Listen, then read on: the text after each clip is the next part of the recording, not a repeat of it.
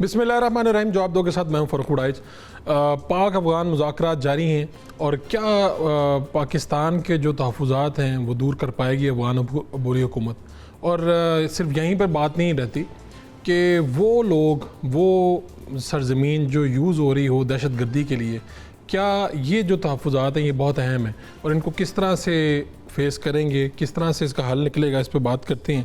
हमारे साथ air commodore retired जनाब खालिद चिश्ती साहब मौजूद हैं, अब्दुल्ला हमीद गुल साहब मौजूद हैं, आप दिफाई तजिया कार हैं, मेजर रिटायर्ड मिसम रज़ा साहब मौजूद हैं, आप दिफाई तजिया कार हैं। सबसे पहले मैं आगाज़ करता हूँ जनाब मेजर साहब आपसे, क्या देखते हैं आप जिस तरह से पूरी सूरत हाल हुई। मैं तो ये कहता हूँ जब भी बात का आगाज़ करता हूँ कि अफ़गान अबूरी हुकूमत से हमारी जो एक्सपेक्टेशन थी वो दूसरी थी, हमने इन्हें तस्लीम किया और सबसे पहले, और लेकिन जो अब हम देख रहे हैं हालात और फिर अब ये मुज़ाकरात, क्या आप पूरा नक्शा देखते हैं?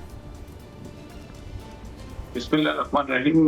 बहुत शुक्रिया, आपने इस वक्त के अहम तरीन मौजू पे मुझे अपने साथ मदऊ किया और इतने पढ़े लिखे पैनल के साथ। बड़ाई साहब, थोड़ी सी बैकग्राउंड आप देखें, बहुत पीछे नहीं हम जाते, सदियों पीछे नहीं जाते हम। 78-79 से अफगानिस्तान की आप बैकग्राउंड देखें कि क्या हो क्या रहा है, कि कत्लो गारत, फांसियां, और उसके बाद फिर जब रशिया इन्वेड होता है तो भूखे नंगे पिटे हुए, अजाब कटे हुए, उजड़े हुए अफगानी जो हैं वो UNHCR के रिकॉर्ड के मुताबिक 1.3 मिलियन, और जो अफगान कार्ड के ऊपर आए वो 8 लाख आए, और जो अननोन आए इन्फिल्ट्रेट करके वो 2 लाख आए। तो तकरीबन ये सारा मिला मिलू के आपकी 2.3 मिलियन अफगानी पाकिस्तान के अंदर आते हैं, और 50 साल 5 डेकेड हम इनको होस्ट करते हैं, और होस्ट इस तरह करते हैं कि अपने खुले दिल के साथ और खुले घरों के साथ, खुले कारोबारों के साथ हम हर चीज इनके साथ शेयर करते हैं, इनके ऊपर डिपेंड करते हैं, इन पर ट्रस्ट करते हैं। और रिजल्ट में हमें क्या मिला? रिजल्ट में हमें दहशतगर्दी मिलती है, रिजल्ट में हमें जो है वो इनसिक्योर बॉर्डर मिलता है, रिजल्ट में हमें इन्फिल्ट्रेशन मिलती है, रिजल्ट में हमें अफगान सरजमीन जो नेबरहुड के लिए सेफ नहीं है। बेशतर बार इनके एम्बेसीज को, इनके रेप्स को इस्लामाबाद में बुला के तमाम शवाहिद इनके सामने रखे हैं कि आप लोगों की सरजमीन जो है वो दहशतगर्दी के लिए इस्तेमाल हो रही है, मगर इनके कानों पे जूं तक नहीं रहेंगी।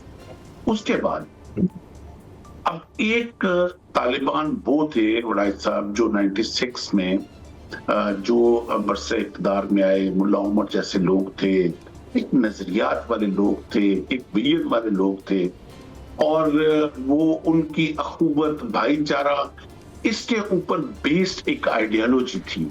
और वो बुत शिकन तालिबान थे जिन्होंने आके जो है वो इस्लामी जो नजरियात हैं उनको इम्प्लीमेंट करने के लिए और खित्ते के लिए जामिया एक स्ट्रेटजी बनाने के ऊपर वो बात करते थे। अब की बार आप इसको अबूरी हुकूमत कह रहे हैं, मेरे नजदीक तो ये एक जत्था है जो इस वक्त काबिल पे काबिज है।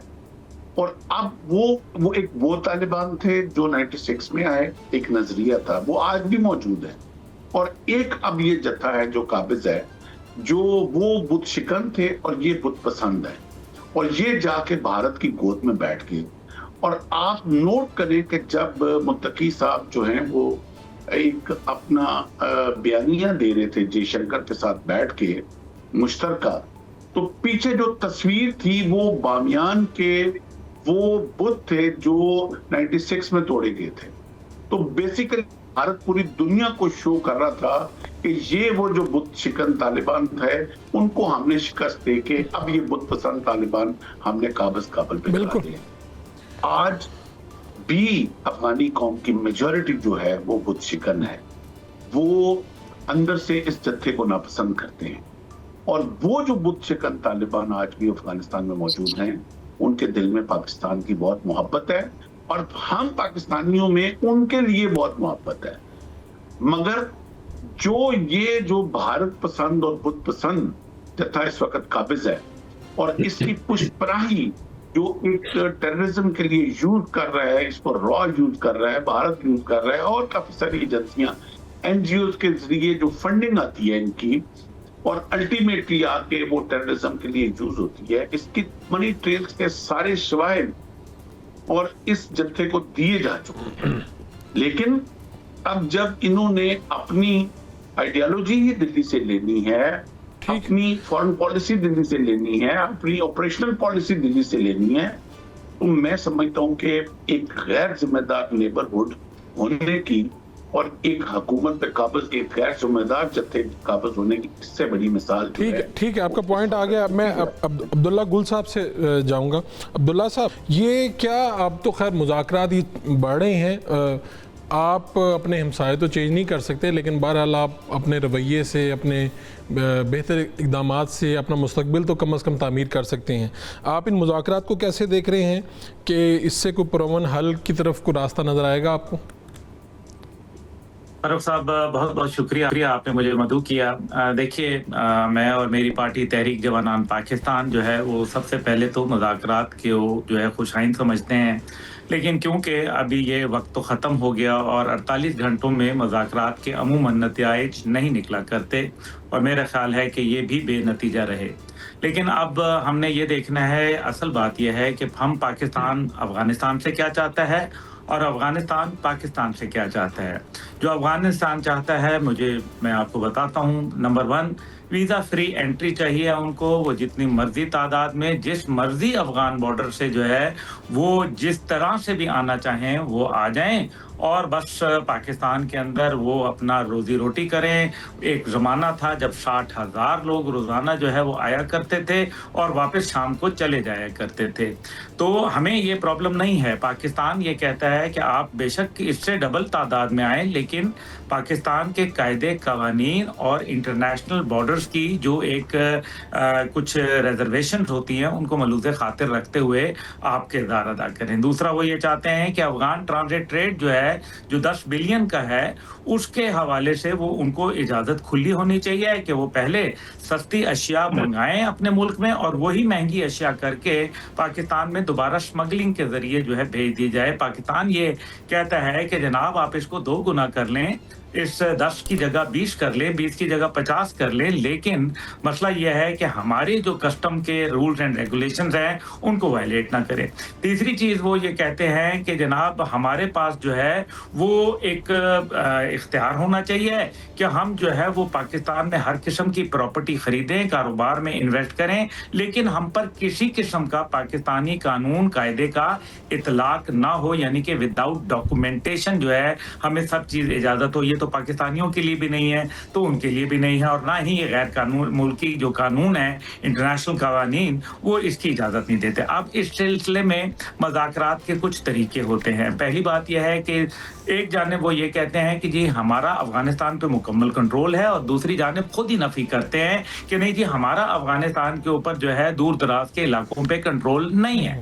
اب دوسری جانب اگر دیکھے جائے تو وسطی ایشیائی ممالک میں کچھ جو مطلوب دہشت گرد تنظیمیں تھیں ان کے خلاف افغان طالبان نے کارروائی کی اور ان کو جو ہے کافی حد تک کارنر کیا، لیکن پاکستان کے حوالے سے، ٹی ٹی پی کے حوالے سے بالخصوص، اور بی ایل اے کی وجہ سے جو ہے وہ اس کے اوپر خاموش بلکہ ایک فریق بنے نظر آتے ہیں۔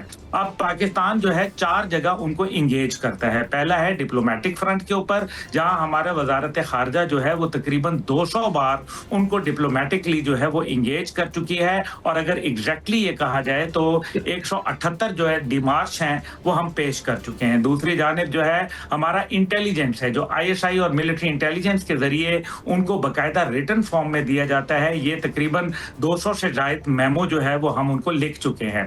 تیسری چیز جو ہے وہ ان کی ہے جوائنٹ کوارڈینیشن کمیٹی، جو افغانستان کے کہنے کے اوپر بنائی گئی، اس کے تقریباً 10 اجلاس ہو چکے ہیں جو بے نتیجہ نکلے۔ اس کے علاوہ چوتھا فرنٹ ہے کہ آپ کا جو بارڈر فلیگ میٹنگز ہوتی ہیں اس کے اندر وہ تقریباً 200 ہو چکی ہیں. یہ چوتھا انگیجمنٹ پوائنٹ ہے. چائنا جو ہے وہ تقریباً 3 دفعہ جو ہے ان کو یہ انٹروین کر چکا ہے, اور 5 دفعہ ہمارے وزیر خارجہ اور ہمارے جو دیگر, یہ وزیر خارجہ تو 5 دفعہ اور دیگر وزراء جو ہے DGISI سمیت جو ہے وہ افغانستان جا کے اپنے irrefutable ایویڈنس جو ہے وہ دے چکے ہیں. لیکن ان سب کے نتیجے کے اندر انہوں نے بھارت کا جو پالیسی ہے وہ اپنانے کی کوشش کی, اور جس طرح سے میجر میسن صاحب نے کہا, بالکل درست کہا کہ یہ لوگ جو ہے یہ بت شکن ہونے کے ساتھ ساتھ اب بت پرستوں کے ساتھ مل کے جو ہے کلمہ گو پاکستان کے اوپر حملہ آور ہے. یہ چیز ہمیں قابل قبول نہیں ہے. اس کے علاوہ جو ہے آپ دیکھ لیں کہ یونائٹڈ نیشن کی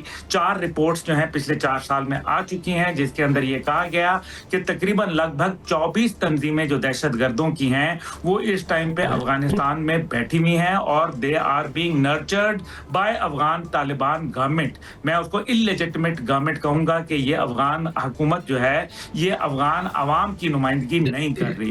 اب یہ لوگ جو ہیں یہ اب اس کے لیے دیکھیں کہ وہاں دہشت گردوں کی پناہ گاہیں ہیں, اس کے لیے جو میری گزارش ہوگی وہ یہ ہے کہ انٹرنیشنل کمیونٹی جو تھی وہ دوحہ ایکارڈ کے اندر باقاعدہ امریکہ سمیت جو تھی وہ گارنٹر تھی.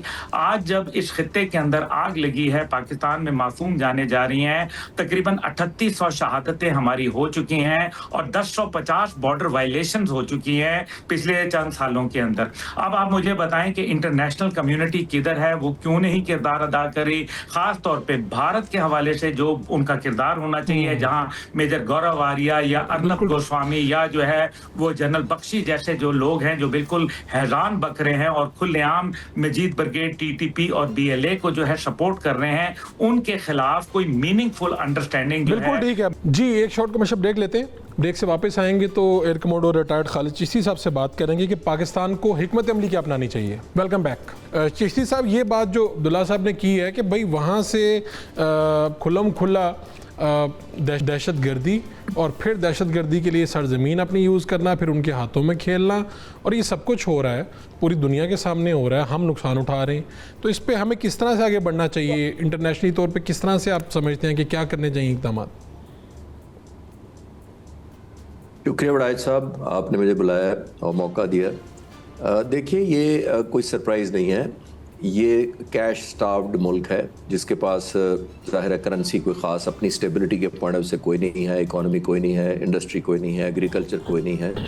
یہ سالہ سال نہیں بلکہ صدیوں سے یہ اسی طرح ان کا رہا ہے. اور آپ نے دیکھا ہوگا جو انویڈرز ہندوستان میں آتے تھے وہ افغانستان سے ہی آتے تھے اور وہ لوٹ مار کر کے واپس چلے جاتے تھے, کیونکہ اپنی ڈیولپمنٹ کے لیے یا اپنی سسٹینیبلٹی کے لیے یہاں کچھ نہیں تھا, اور آج کا نہیں ہے. اور انفارچونیٹلی یہ سب, چاہے وہ طالبان کہیں یا کوئی اور نام دے لیں, یہ استعمال ہوتے آئے ہیں.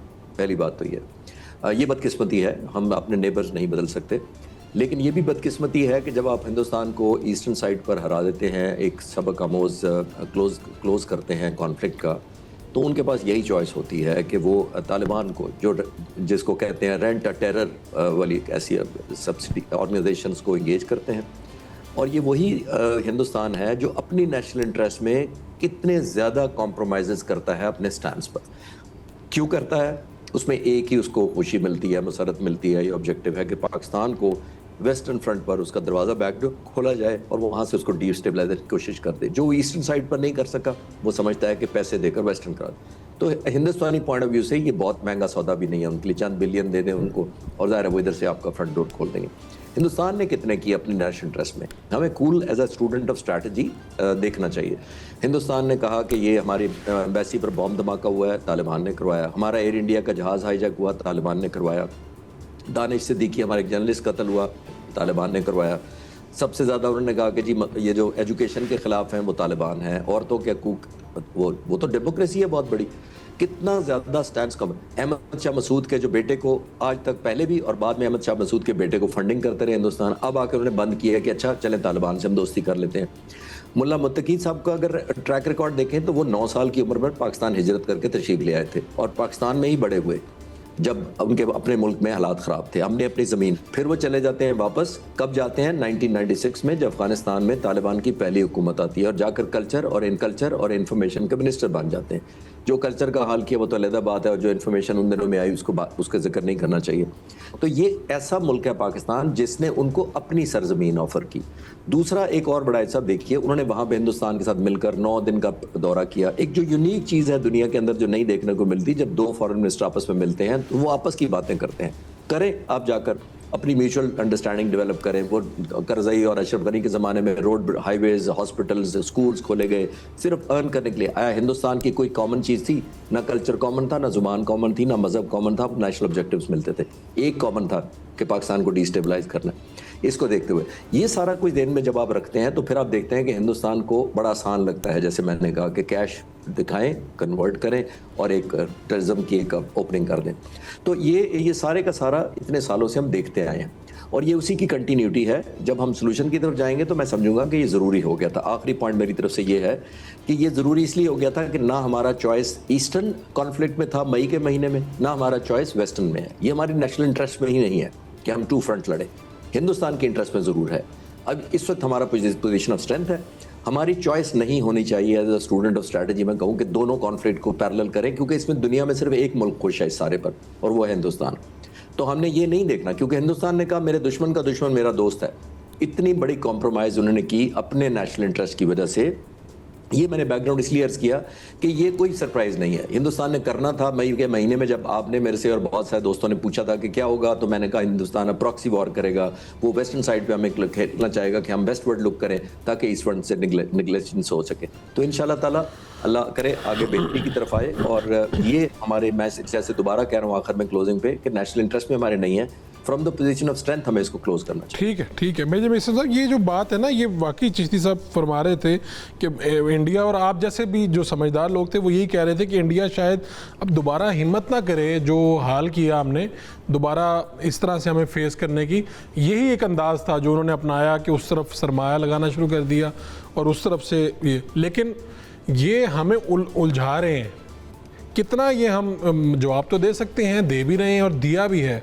تو آپ کو کیا سمجھتے ہیں کہ راستہ یہی ہے مذاکرات کا, اور پھر یہ کہ افغان جو مہاجرین ہیں ان کی باعزت واپسی, اور یہ کہا گیا کہ یہ بوجھ مزید نہیں اٹھایا جا سکتا؟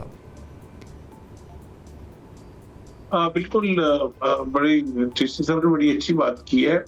اور اس سے پہلے جو عبداللہ صاحب نے جو اسٹریٹجک پوائنٹس بتائے ہیں, جو سلوشنز والے پوائنٹ بتائے ہیں, جو پرابلم, انہوں نے بڑا صحیح ہائی لائٹ کیا ہے. اب بڑا صاحب ایشو یہ ہے کہ ان کو اب یہ جاننا ہے کہ ہم نے آگے فیوچر میں آنے والی افغان جنریشن کو کون سا افغانستان دینا ہے. اگر اسی طرح انہوں نے بھارت کے لیے تو بہت یہ بیسٹ آپشن ہے.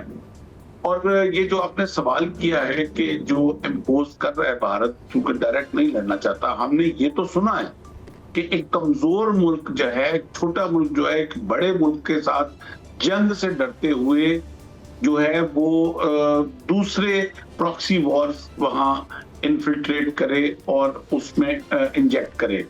لیکن یہ تاریخ گواہ ہے کہ پہلی دفعہ ہم دیکھ رہے ہیں کہ ایک 10 گنا بڑا ہمارا ہمسایہ ملک بھارت جو ہے وہ ڈائریکٹ نہیں لڑ سکتا, اور ڈرتے ہوئے وہ پراکسی وارز جو ہے ہمارے اندر, چاہے وہ بلوچستان ہو, چاہے وہ پی کے ہو, BLA کی صورت میں, مجید بریگیڈ کی صورت میں, یا TTP کی صورت میں ہمارے اندر انفلٹریٹ کر رہا ہے. تو یہ کائنڈ آف ان کی کاورڈنس ہے جس کو وہ اپنی اس وقت سرٹیفائیڈ کر رہے ہیں پوری دنیا کے افغان عبوری حکومت کے پیچھے چھپ رہا ہے اور ان طالبان کے پیچھے چھپ رہا ہے. بالکل آپ کا پوائنٹ آ گیا. عبداللہ صاحب میں چاہوں گا ذرا شارٹ سیگمنٹ ختم ہو رہا ہے, یہی کہ سولوشن کی طرف بڑھیں ذرا, کہ کیا سولوشن یہی ہے جیسا چشتی صاحب کہہ رہے ہیں کہ ہمیں لڑنا نہیں یہاں پہ, یعنی جواب بھی دیں, ہم انگیج کریں اور اس مسئلے سے نکلیں آگے؟ دیکھیں, سب سے سلوشن جو ہے وہ یہی ہے کہ پہلی بات یہ ہے کہ پاکستان کے اندر جو بیانیے ہیں جو مختلف ہیں ان کو ختم ہونا چاہیے. جو فنڈنگ جہاں سے ماضی کے اندر جاری رہی اور مختلف جو فیکشنز تھے ان کی جانب سے, کچھ انڈیویجولز تھے, کچھ این جی اوز تھیں جو ان کو فنڈ کرتی تھیں, ان کا ختم ہونا بڑا ضروری ہے. اس میں کافی حد تک ہم کامیاب ہو چکے ہیں. لیکن جو دوسری بات ہے وہ بیانیہ کی ہے, کیونکہ جب ہمارے ہاں کہیں کمزوری دکھائی جاتی ہے, ہمارے ہاں جب کہیں یہ بتایا جاتا ہے کہ ہاں کچھ نرم گوشہ لوگ رکھتے ہیں, کوئی کہتے ہیں مذاکرات کرو, میں خود بھی مذاکرات کے حق میں ہوں, لیکن میں کہتا ہوں کائنیٹک اینڈ نان کائنیٹک ہیں وہ دونوں استعمال کرنے چاہیے. ہمیں سب سے پہلے جو ہے ان کے دہشت گردوں کے ٹھکانوں کو بالکل پریمپٹیو اسٹرائک ڈاکٹرن کے تحت جو ہے ختم کرنا چاہیے تاکہ ان کی کمر ٹوٹے. اس کے بعد جو ہے وہ مذاکرات کی ٹیبل پہ آئیں گے, جس طرح وہ امریکہ کے ساتھ آئے تھے یا سوویت یونین کے ساتھ آئے تھے. پھر دوسری بات یہ ہے کہ یہ خناس وہ اپنے ذہن سے نکال لیں کہ وہ گوریلا وار فیئر کے جو ہے وہ چیمپئن یقیناً ہوں گے, لیکن جب وہ کنونشنل وار فیئر میں اس گوریلا وار فیئر کو کنورٹ کرتے ہیں تو اس کے اندر ہزیمت ان کا مقدر بن جائے گی. جس طرح سے پی کے کے کا جو ہے وہ ترکیہ میں, آئی ایس کا جو ہے وہ عراق کے اندر, اور پھر جو حال ہوا وہاں اس کا تامل ٹائیگر کا سری لنکا میں, کیونکہ انہوں نے گوریلا وار فیئر سے جب کنونشنل جنگ کی طرف لے کے گئے تو وہ مارے گئے. اس لیے سب سے پہلے ایک بیانیہ ہونا ضروری ہے جو پاکستانی پوری قوم کا ہونا چاہیے. بیانیہ, اور دوسرا یہ کہ ان کو یہ جنگ جو ہے اگر یہ دیکھے گی تو ان کا کیا نتائج ہوں گے. بالکل آپ کی بات ٹھیک ہے. چشتی صاحب, لاسٹ کمنٹ آپ کا ہے اسی سارے موضوع پہ, ہمیں آگے کیسے بڑھنا ہے, مسئلے میں سے نکلنا کیسے ہے؟ دیکھیے میں مختصر سی بات کروں گا, کیونکہ ابھی ہمارا ایگریمنٹ ہوا ہے سعودی عرب سے. بہت کلوز تعلقات ہمارے سے سعودی عرب کے بھی ہیں اور سعودی عرب کے طالبان سے بھی ہیں. چائنا کے بہت کلوز اکنامیکل ہیں اور ادروائز بھی ڈپلومیٹک بھی بہت اسٹرانگ ٹائز ہیں. ہمیں ان ملکوں کو بیچ میں انگیج کرنا چاہیے اور ایک کانفرنس کر کے یا ایک میٹنگ کر کے یہ طے کرنا چاہیے کہ اگر طالبان کی کیپیبلٹی نہیں ہے تو ہم کیپیبلٹی بلڈ کر دیتے ہیں, اگر انٹینشن نہیں ہے تو انٹینشن ان کو لانی پڑے گی. بس یہاں سے کنکلوڈ کر کے ڈگری آف ایشورنس لی جائے طالبان سے کہ اگر آپ نہیں کر پائیں گے تو ایتھیکلی ہمیں اجازت دے دیں, ہم کریں گے, لیکن اگر آپ کر پاتے ہیں تو کنٹرول کریں, جو میئریبل ہو, جس کے 2 ملک گواہ ہوں, جو 2 ملک مانیٹرنگ کریں کہ جی آپ واقعی نیتاً کر رہے ہیں یا نہیں کر رہے. میرا خیال ہے یہی ایک طریقہ ہے تاکہ ہم پیسفلی کریں اور ہماری آرم فورسز جس مقصد کے لیے بنی ہیں, ڈیولپ کی ہیں, جو ہمارے فورس گول ہیں, وار آبجیکٹیوز ہیں, ہم اسی طرف ہی فوکس کریں. ٹھیک ہے, بالکل. بہت شکریہ آپ تینوں مہمانہ, ایئر کمانڈر خالد چشتی صاحب, جناب عبداللہ حمید گل صاحب, میجر ریٹائرڈ محسن رضا صاحب.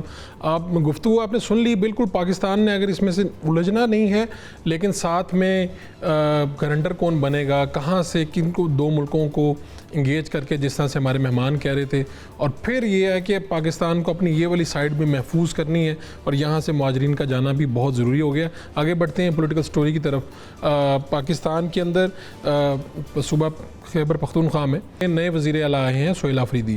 لیکن یہ دلچسپ بات ہے, یا میں اس پہ افسوس کروں کہ جب یہ بات ہو رہی ہے پاکستان افغانستان کی سب سے زیادہ جو متاثر صوبہ ہے وہ کے پی ہے, اور وہیں کے وزیر اعلیٰ کو جب دعوت دی جاتی ہے تو وہ اس اجلاس میں, اہم ترین اجلاس میں شریک نہیں ہوتے. اسی پہ گفتگو کریں گے. ایک شارٹ کمرشل بریک سے واپس آئیں گے تو ہمارے پاس مہمان ہوں گے محسن شاہ نواز رانجھا صاحب نون لیگ سے اور شوکت بسرا صاحب پاکستان تحریک انصاف سے. Welcome back.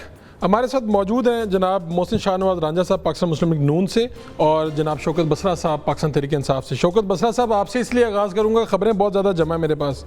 سب سے پہلے تو یہ کہ یہ افغان مہاجرین سمیت دیگر ایشوز پہ بہت ہی اہم اجلاس ہوا, تو پتہ چلا کہ وزیر اعلیٰ جو ہیں, نئے وزیر اعلیٰ, وہ کہیں پہ مصروف تھے اسلام آباد میں, پھر انہوں نے اپنی جگہ کسی اور کو بھیج دیا. تو اس طرح کے امپورٹنٹ ایشوز پہ وزیر اعلیٰ اویلیبل نہیں ہوتے؟ وزیر اعلیٰ بالکل اویلیبل ہوتے ہیں اور وہ اویلیبل تھے. ان کا موقف بہت کلیئر ہے کہ سہیل آفریدی ایک صوبے کے وزیر اعلیٰ ہیں اور ان کی پارٹی کے چیئرمین وزیر اعظم عمران خان اڈیالہ جیل میں بند ہیں. انہوں نے وزیر اعظم جو کہ فارم 47 کے وزیر اعظم ہیں, جن کو انسٹال کیا گیا شہباز شریف کو, ان کا فون گیا مبارکباد کے لیے سہیل آفریدی کو, جبکہ آپ کو پتہ ہے پہلے دھمکیاں دیتے رہے, نہیں بننے دیں گے, آپ کو دیکھ لیں گے کیا ہوتا ہے, پتہ نہیں کیا کیا کہا گیا, طرح طرح کے الزامات لگائے گئے. جب کچھ نہیں ہو سکا, بندے نہیں توڑ سکے, پھر مبارکباد دی. مبارکباد دینے کے بعد انہوں نے شکریہ ادا کیا اور سہیل آفریدی صاحب نے کہا کہ میری ملاقات کروا دیں, میں نے لیٹر بھی لکھا ہے میرے وزیر اعظم عمران خان سے اور میرے لیڈر سے. تو آگے سے شہباز شریف یہ کہنے لگے کہ میں پوچھ کر بتاتا ہوں. چلیں آپ کم از کم بتا تو دیتے, جو ابھی تک جب میں آپ سے پروگرام میں بات کر رہا ہوں نہیں بتایا. کس سے پوچھنا تھا؟ آپ کو یہ بھی پتا ہے کہ ان کو کون لایا ہے، کہ خود الیکشن ہارے ہوئے ہیں نہیں، لیکن وہ بتایا نہیں کہ افریدی صاحب گئے کیوں نہیں اجلاس میں، صرف اس لیے نہیں گئے لے کر آئے ہیں۔ ہاں میں وہ بتاتا ہوں جی۔ انہوں نے یہ واضح کہا ہے کہ میں نے 2-3 ایشوز کے اوپر اپنے چیئرمین سے، اپنے پارٹی لیڈر سے پالیسی لینی ہے، ٹھیک ہے، جس میں ظاہر ہے اس وقت جو امن و امان کی صورتحال ہے، جو دہشت گردی خلاف آپریشن ہے، اس کے اوپر، کیبنٹ کے اوپر۔ تو مجھے بتائیے فرق بھائی، کیا ہمارا یہ حق نہیں ہے ایک وزیر اعلیٰ جو کہ صوبے کا وزیر اعلیٰ ہے اور ان کو ملنا دیا جائے چیئرمین کو؟ اس کے باوجود ہم نے، اور آپ ان کا ٹریک ریکارڈ یہ دیکھ لیں کہ کیا کیا غلیظ الزامات ان کے فیڈرل منسٹر عطا تارڑ، پرویز رشید، رانا ثناء اللہ، زیفہ، پتہ نہیں کون کون سے ٹھیک ہے، آن ریکارڈ۔ بالکل آپ کہہ رہے ہیں حق کیا ہے، حق کیا ہے، بالکل حق کیا ہے، ملنا چاہیے چیئرمین سے۔ ہمارا موقف یہ ہے، اس کے باوجود سنیں، ہم نے اپنے وزیر خزانہ کو بھیجا، وہ میٹنگ اٹینڈ کر کے آئے ہیں۔ چلیں ٹھیک ہے، حق کیا، لیکن بات یہ ہے کہ یہ 4.5-5 کروڑ لوگوں کا معاملہ ہے، کے پی اور سب سے زیادہ متاثر صوبہ ہے، تو میرے خیال میں وزیر اعلیٰ کو اتنی ان ضدوں پہ نہیں اترنا چاہیے، اور ابھی تو 2-4 دن ہی ہوئے ہیں، میرے خیال میں اجلاس میں شرکت کرنا بھی کوئی اتنی بری بات نہیں ہے۔ 4.5 کروڑ کا یہی تو ہمارا کہنا ہے بھائی جان، یہی تو ہمارا موقف ہے کہ ہمارا 4.5 کروڑ کا صوبہ ہے، جس میں تیسری ہماری حکومت ہے، 99.9% لوگ عمران خان کے ساتھ ہیں، وہاں پر آپریشن کیا جا رہا ہے، وہاں پہ بمبارڈمنٹ کی جاتی ہے، ڈرون حملے کیے جاتے ہیں، اور ہم سے پوچھا ہی نہیں جاتا۔ ٹھیک ہے، ساتھ میں ایک اور بھی دے دیں، ایک طرف یہ ایڈوائزری کونسل کیا چیز ہے، اور پہلے تو ہم سنتے تھے، لیکن صوبہ چلانے کے لیے کوئی ایڈوائزری کونسل بن رہی ہے، اور اس میں کون افراد ہوں گے، اور کیا یہ وزیر اعلیٰ چونکہ نئے ہیں، ان کی وہ جس طرح سے آپ نے پہلے بھی عثمان بزدار صاحب کے لیے بھی ان اناؤنسڈ ایڈوائزری کونسل تو بنائی ہوئی تھی جو ان کی ٹریننگ کرواتی تھی، یہ بھی اسی طرح کا کوئی ماڈل ہے یا کچھ ڈیفرنٹ ہے؟ فرق وڑائچ صاحب، اس کی میں سختی سے اس فیک نیوز کی تردید کرتا ہوں۔ کوئی ایڈوائزری کونسل عمران خان صاحب نے کے پی کے حوالے سے نہیں بنائی، بلکہ ان کا واضح پیغام ہے کہ سہیل آفریدی انڈیپینڈنٹ ہیں، وہ جس کو چاہیں کیبنٹ میں لیں، وہ اپنی مرضی سے کیبنٹ بنائیں۔ اوکے، کسی زبردست۔ کا خان صاحب نے نہیں بولا کہ فلاں وزیر کو لینا ہے، فلاں کو نہیں لینا۔ ہاں یہ ضرور ہے کہ سہیل آفریدی صاحب جو ملنا چاہتے ہیں، جو ایشوز ہیں ان میں ایک ایشو یہ بھی شامل ہے کہ وہ اپنے لیڈر سے ڈسکس کر سکیں کہ یہ کیبنٹ میں نے بنائی ہے، ان کو بتانا ضرور چاہتے ہیں، لیکن سختی سے تردید کرتا ہوں یہ جو خبریں، کونسل والی ساری خبریں جھوٹی ہیں آپ کہہ رہے ہیں؟ کونسل بن گئی کے پی کو چلانے کے لیے، ساری جھوٹی خبریں ہیں۔ اور کیبنٹ میں کچھ نام بدل رہے ہیں، اوپر نیچے ہو رہے ہیں، وزیر اطلاعات کا بیرسٹر سیف صاحب کی بات چل رہی تھی کہ اس طرح سی چیزیں کنٹینیو رہیں گی، کچھ اور اوپر نیچے نام ہو رہے ہیں، میں نے کہا آپ سے خبر بھی لیتے جائیں۔ اس خبر کی میں فرق بھائی تردید کرتا ہوں، کوئی بیرسٹر سیف کا انہوں نے نہیں کہا کہ ان کو وزیر بنایا جائے۔ ابھی تک جب میں آپ سے پروگرام میں بات کر رہا ہوں، عمران خان صاحب نے کسی کو نہیں کہا فلاں کو وزیر لیا جائے یا فلاں کو وزیر نہ لیا جائے۔ انہوں نے یہ مکمل اختیار، کل سلمان اکرم راجہ صاحب کے ساتھ ان کی کیس کی ہیئرنگ کے دوران گفتگو ہوئی، بات چیت ہوئی، بلکہ انہوں نے یہ کہا کہ جا کے سہیل آفریدی کو کہیں، پتہ نہیں یہ مجھے ملاقات کرنے دیتے ہیں یا نہیں کرنے دیتے، آپ انہیں کہیں کہ آپ خود فیصلہ لیں کہ کس کو آپ نے کیبنٹ میں لینا ہے اور کس کو نہیں لینا۔ کسی کے متعلق خان صاحب نے نہیں کہا کہ فلاں کو وزیر۔ چلیں ٹھیک ہو گیا۔ محسن شاہ نواز رانجھا صاحب، یہ باتیں تو آپ نے ساری سن لی، میں نے یہی بات یہاں سے آغاز کرنا ہے کہ وزیر اعظم صاحب نے فون کیا، سہیل آفریدی صاحب نے شرکت نہیں کی، انہیں گلا تھا کہ مجھے ملنے نہیں دیا گیا میرے قائد سے، یہ والی بات بسرا صاحب فرما رہے ہیں، اور یہ کیا ہے کہ انہوں نے کہا جی میں پوچھ کے بتاتا ہوں، اس کو پتہ نہیں انہوں نے لیا ہے کوئی مطلب کچھ اور دوسری بات انہوں نے یہ بھی کہا کہ آپ لوگ بندے نہیں توڑ سکے، تو اس لیے پھر اب آپ نے فون کرنے شروع کر دیے ہیں۔ پہلی بات تو یہ ہے کہ پاکستان کا جو حلف ہے وزیر اعلیٰ کا، پاکستان کے آئین میں جو وزیر اعلیٰ کا حلف ہے، اس میں کیا ریاست کے ساتھ وفاداری کا عہد نامہ ہے کہ قائد کے ساتھ وفاداری کا عہد نامہ؟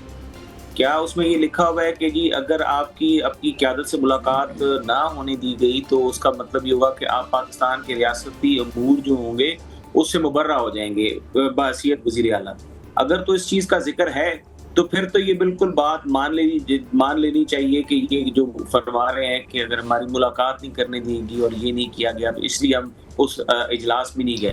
اب اجلاس کیا ہو رہا ہے؟ یہ بیسیکلی جو وہاں پر نہیں جا رہے تھے، جو یہ وہاں پر ایک پاکستان کی ریاست کا جو اس وقت رد عمل آ رہا ہے، جو ہمارے ملک کے، جو ہمارے افواج کے جوانوں پہ حملے ہوئے، جو شہید ہوئے، جو افغانستان کی طرف سے ہمارے بیچ میں انٹرفیئرنس ہو رہی ہے پاکستان کے بیچ میں، پاکستان کی جو شہری خیبر پختونخوا میں ہیں، جو ان کی جان و مال کو نقصان پہنچایا جا رہا ہے، ہماری افواج کی جان و مال کو نقصان پہنچایا جا رہا ہے، یہ اس کو بیسیکلی اس کا بیلنسنگ ایکٹ بھی ایک طرف سے یہ پلے کیا جا رہا ہے کہ جی تھوڑا سا طالبان جو ہیں ان کو بھی خوش کرنے کے لیے کہ جی ہم تھوڑا سا آپ کی طرف بھی دیکھ رہے ہیں، تھوڑا سا چلیں ان کو خوش کرنے کے لیے جی عمران خان کی طرف دیکھ رہا ہوں۔ تیسری بات ہے کہ اس سارے عمل کے بیچ میں جو ریاست کے ساتھ وفاداری ہے وہ کہاں پر گئی؟ جب آپ وزیر اعلیٰ کی کرسی پہ بیٹھتے ہیں، جب شہباز شریف صاحب وزیر اعظم کی کرسی پہ بیٹھ کے انہوں نے بصیرت وزیر اعظم فون کیا، انہوں نے مسلم لیگ نون کے ایک قیادت ہونے کی حیثیت سے فون نہیں کیا وزیر اعلیٰ خیبر پختونخوا کو، انہوں نے پاکستان کے وزیر اعظم کی حیثیت سے، جو کہ پاکستان کی تمام اکائیوں کا جو سینٹرل پاور پوائنٹ ہے فیڈریشن، اس کے جو وہ ہیڈ بیٹھے ہوئے اس حیثیت سے انہوں نے فون کیا۔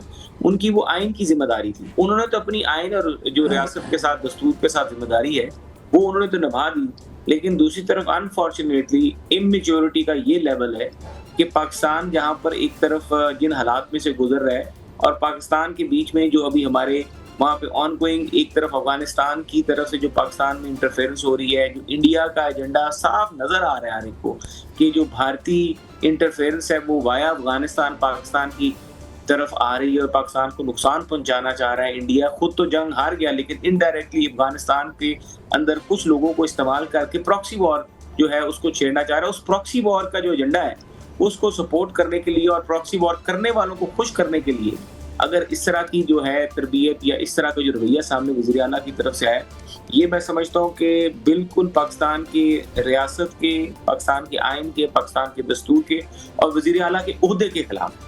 اس پوری صورتحال میں ان کا میٹنگ میں نہ جانا، ان کا اجلاس کو نہ اٹینڈ کرنا، وہاں پر جبکہ پورے آپ کے افواج پاکستان کے، آپ کے باقی ریاستی اداروں کے تمام لوگ موجود ہیں اور وہاں پر یہ فیصلے ہو رہے ہیں کہ پاکستان کے ہم نے حفاظت پاکستان کی کس طرح کرنی ہے، پاکستان کے اندر لا اینڈ آرڈر سچویشن کو کس طرح نہیں کرنا ہے، اور پاکستان کی تمام اکائیاں جو ہیں وہ پاکستان کی اس کی بینیفیشری ہیں۔ دیکھیں جب پاکستان پہ بھارت نے پچھلے دنوں میں جب ہم اپوزیشن میں تھے حملہ کیا تھا تو کیا ہماری قیادت نے، کیا مسلم لیگ نون کی قیادت نے اس وقت ہونے والے نیشنل سیکورٹی کاؤنسل کی قیادت اس وقت جیلوں میں موجود نہیں تھی؟ کیا ہماری لیڈرشپ رانا ثناء اللہ کے اوپر سے 15 کلو ہیروئن کے کیسز وغیرہ نہیں بنائے تھے؟ جیل میں نہیں تھا، ایسے جیل میں نہیں تھا، شہباز شریف صاحب جیل میں نہیں تھے، اس کے باوجود بھی ہم نیشنل سیکورٹی کاؤنسل کے اجلاس میں گئے ملک کی بقا کے لیے۔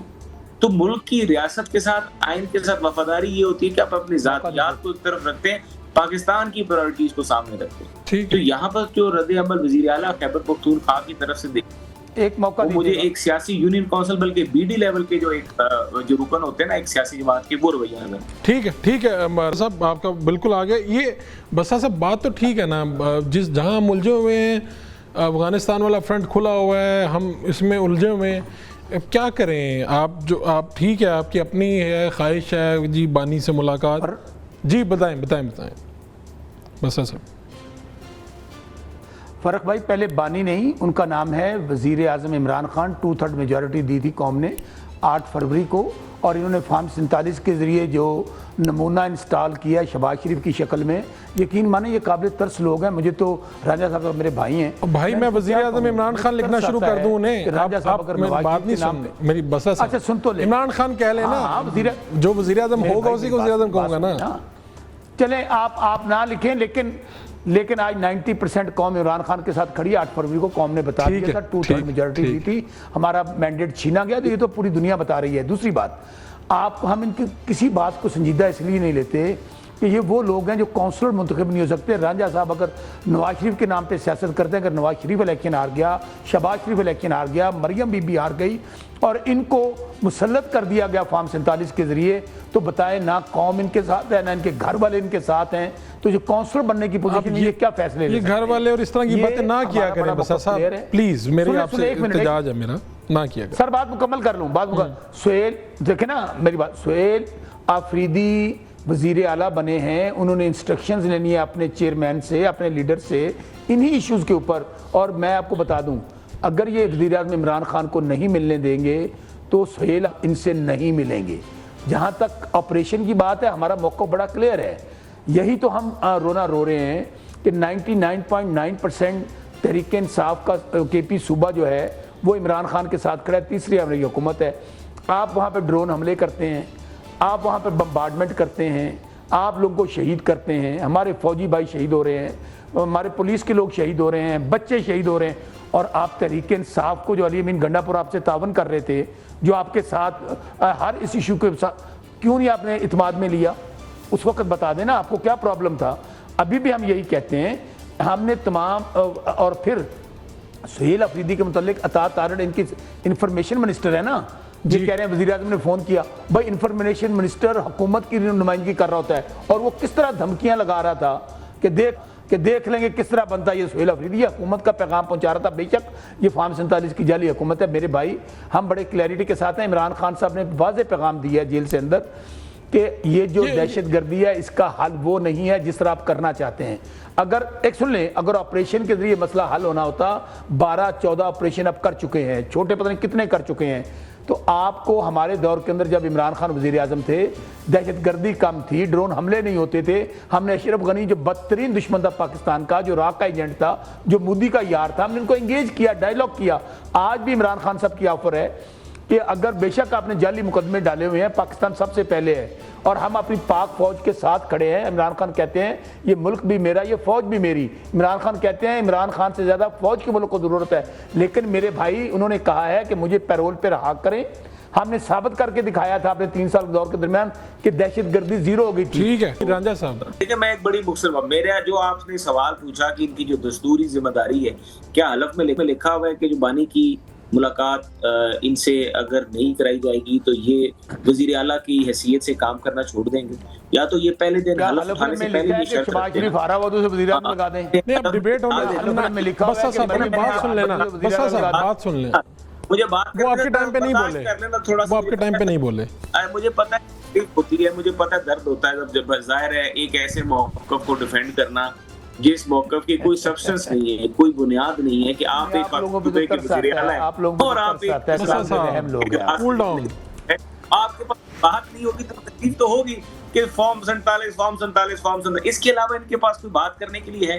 اور بھائی آپ کے صوبے میں ناکام ہو رہا ہے، آپ کے صوبے کا بیڑا غرق ہو گیا، عوام کو آپ نے ہمیشہ پچھلے 2 سالوں سے جو ہے جلسے جلوسوں کے اوپر لگایا ہوا ہے، ناکارکردگی آپ کے سابقہ وزیر اعلیٰ کی تھی، اور جس ڈگر پہ اب آپ کے نئے وزیر اعلیٰ صاحب جا رہے ہیں، میرے خیال سے وہ بھی اسی راستے پہ، بلکہ یہ اس سے بھی زیادہ جو بگاڑ پیدا ہوگا خیبر پختونخوا کی عوام کے لیے، نہ ان کو خوشحالی نصیب ہوگی، نہ وہ خواب جو ان کے اوپر ان کو خوشحالی ان کو نصیب ہونی ہوتی ہے کسی بھی صوبے کی عوام کو اپنی صوبائی حکومت سے، ایک تو وہ بھی نہیں ملتی نظر آ رہی، اور اوپر سے ریاست کے لیے بھی خطرہ ہے۔ میں تو یہ سمجھتا ہوں کہ یہ رویہ ٹھیک ہے، آپ وزیر اعلیٰ منتخب ہو گئے، آپ کو مبارکباد دے دی گئی۔ دیکھیں مخالف الیکشن ہوتا ہے نا، الیکشن سے پہلے تقریریں ہم سارے کرتے ہیں اور ساری تقریروں میں یہ باتیں کرتے ہیں، بسرا صاحب خود الیکشن لڑ کے آتے ہیں کہ ہم الیکشن کے بیچ میں جو جوشیلی تقریریں کر رہے ہوتے ہیں، ہمارا ایک آڈینس ہوتا ہے، اس کو فیڈ کرنا ہوتا ہے، سیاستدانوں کو یہ پتہ ہوتا ہے، لیکن جب آپ الیکٹ ہو جاتے ہیں اور ہم اپوزیشن میں جاتے ہیں تو ہم اپنے مخالف کو خود مبارک دینے بھی چلے جاتے ہیں۔ آپ نے وہی فون جو گیا وزیر اعظم صاحب کا، میرے سے الیکشن جیتا، میں نے اس کو مبارکباد بھی دی، الیکشن جیتنے کے بعد میں نے اس کو مبارکباد دی۔ ایسی عمل ہوتا ہے۔ وزیر اعظم صاحب وزیر اعظم نے پوری پولیٹیکل میچورٹی کا مظاہرہ کیا، اس نے تو مبارک دے دی، لیکن آپ کے وزیر اعظم صاحب نے اپنی آئینی دستوری ذمہ داری جو ہے وہ نہیں بڑھا سکے، نہ پولیٹیکل میچورٹی کا مظاہرہ کر سکے، نہ پاکستان کی افواج کے ساتھ، نہ پاکستان کی عوام کے ساتھ، نہ پاکستان کے ان شہیدوں کے ساتھ جو ہمارے فوجی پاکستان کے بارڈر پہ شہادت دے رہے ہیں، ان کے ساتھ وفاداری کا۔ بالکل آپ کا پوائنٹ آ گیا۔ مجھے بسا صاحب آپ کا آخری کمنٹ چاہیے، پھر میں یہ ختم ہو رہا ہے جی، وقت ختم ہو رہا ہے، بتائیے گا بسا صاحب آپ کچھ کہنا چاہیے۔ یہ جو پاکستان میں کہہ رہے ہیں نا آئین کی خلاف ورزی، آئین کی، نہ پاکستان میں کوئی آئین ہے اس وقت، نہ قانون ہے، نہ عدالتیں ہیں، بلکہ پاکستان میں اس وقت بنانا ریپبلک بن چکا ہے۔ رہی بات عوام کی، عوام ہمارے ساتھ ہیں، تو اسی لیے تو نواز شریف، شہباز شریف اور مریم بی بی تک بیچارے ہار گئے، اور کے پی میں آپ کی 1 یا 2 سیٹیں ہیں۔ میں یہی تو آپ کو کہتا ہوں میرے بھائی، آپ آج آئین کے اندر کہاں یہ لکھا ہوا ہے کہ نواز شریف ہار جائے، شہباز شریف ہار جائے، مریم بی بی ہار جائے، اس کے باوجود ان کو حلف دے دیا جائے؟ آئین میں یہ کہاں لکھا ہے کہ آپ کو 17 सीटों के साथ वज़ीर आज़म लगा दिया। चलें, अब ये लंबी डिबेट है, ये तो आप किसी दिन मैं आपसे वक्त लेके और आपके दूसरे पार्टिसिपेंट से वक्त लेके डिबेट के ऊपर भी सिर्फ आएंगे इलेक्शन वाली पे। बहुत शुक्रिया शौकत बसरा साहब आपका, मोहसिन शाहनवाज रांझा साहब, आप दोनों का बहुत शुक्रिया।